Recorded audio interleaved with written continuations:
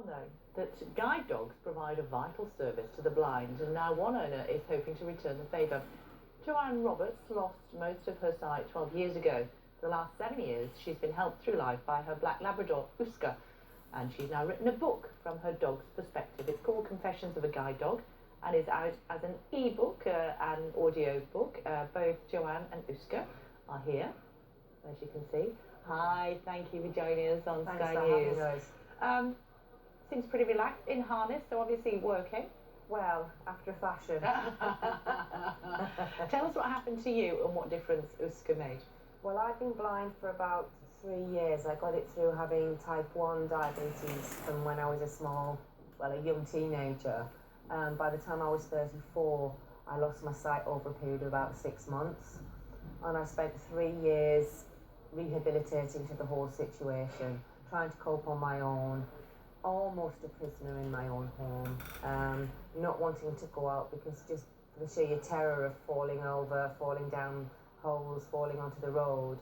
And then one day somebody suggested to me that I might want to get a guide dog, and 2 years later this thing turned up on my doorstep and made a huge difference to my life straight away.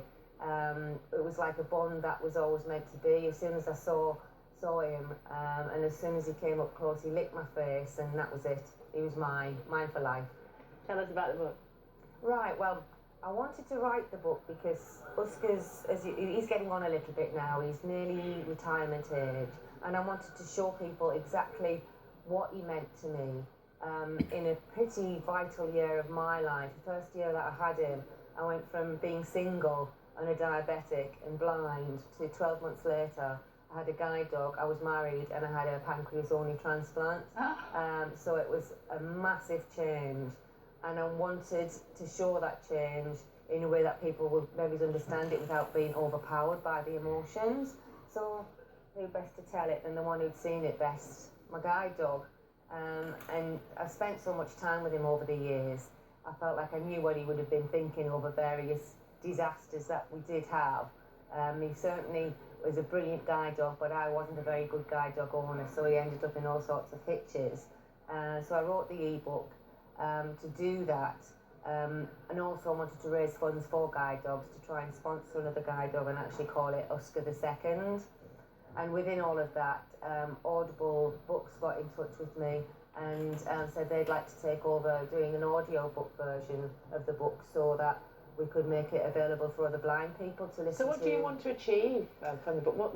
What's the aim of the book? I want to raise enough money to sponsor another guide dog, yes, but I also want everybody to have just a little bit more of an insight into what it's like to be blind and the difference having a guide dog actually makes.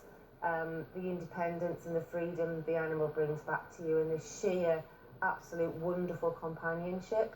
And I hope I've done that within the 12 months of my life that I've shown how this dog, just through his eyes... He's hiding, so we can't really see him. Shall I try and get him to stand up a If bit? you don't mind. Come on, let's go. Hop, hop. Hello, handsome. There you are, handsome boy. His handle's down so you can say hello if you want to call him over. Let's go, come yes, see. please. Hello, He's mate. my pride I'm and going to joy. move this out of the way. Look, everybody wants to lick your face. That's all right if you want to lick my face. Hello, handsome boy. Hello, handsome boy. So you say his handle's down, so that means... Yeah, it's kind of... I mean, I must admit, as he's got a bit older, I've got a bit more lenient with him because he kind of knows the ropes. Yeah. Initially, I was very strict. Didn't like people to come anywhere near us when we were working. Didn't want him distracted by treats and things. Right. And then... Now, I mean, he's 10 now. Are you 10? He's 10. He's got really grey muscle, he has. I'll let him get away with murder. When his handle's down, he knows that he's not working. Okay. So he's quite free with his favours. Okay, you're a bit of a tart, is that what we say? He's, sorry, sir? He's a bit of a tart. Yes, I'm glad you said that, because I think it all the time, but I just don't like to say it. You like licking my fingers, don't you? Oh, he's just very friendly. And the difference he's made to your life?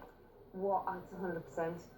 It's all I can say. It's like suddenly having someone there to show you the way, but on your terms. It's almost like being so selfish, but that's how it's meant to be. Yeah. He's guided me through so many problems, and he's made me the happy person that I think I really am. I'm not this miserable blind person. I'm really a happy person who can still be, and that's all because of him, my guide dog. And will you get another one?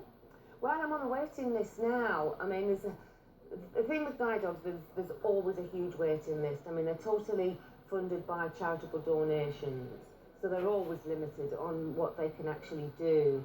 And the waiting list runs to the thousands. Yeah. But because I've already got a guide dog, it's recognised that without one I would be totally lost. So I'm quite a high priority anyway. And hopefully I'll get one within the next 6 months. It all depends, because they match you up to a guide dog, a bit like I got matched up to an organ. They've got to be fitting in with your lifestyle as you've got to fit in with their lifestyle. And I get a bit worried sometimes that they actually thought I was like him. And what happens, final thought, because he's lying down again now. Is that enough? Is that enough? Yeah. What happens with Uska once you get your new dog? Well, I'm very, very, very lucky because of my husband, who I'm very lucky to have that husband anyway, but because I I'm have very a lucky husband... to have you, I think you'll find. That's very nice of you to say so. I think he'd probably disagree. No, we can keep the dog, so we're keeping him as a family pet. And really, if I wasn't able to keep him, I don't think I could have let him go. Because I feel I owe him the retirement. I want to give him the best retirement years I possibly can. And he's going to become Dave's best friend. Right. And I don't hate to think what the two of them will get up to. But by then I'll have my newbie, and I'll be off doing things with my new guide dog, all independent, and he'll be off taking his photographs with Uska, and we'll be guiding through the countryside. Fantastic. Let me just tell you that our director, Tim, was saying, what sort of dog will it be? It's like, well, it's not going to be a Chihuahua, is it? No, he's big. Very large dog. Yeah. He's a Labrador. He's a Lab Retriever, actually. He's a Lab Retriever, yeah, get you?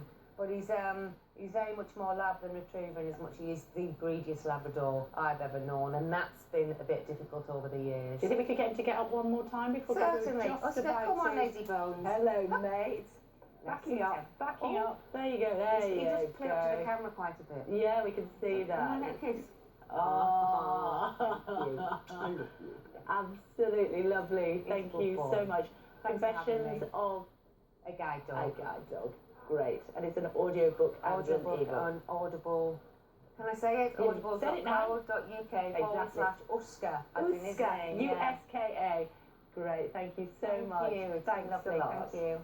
See, that's brightened up your day, hasn't it? There you go. Still to come, latest business.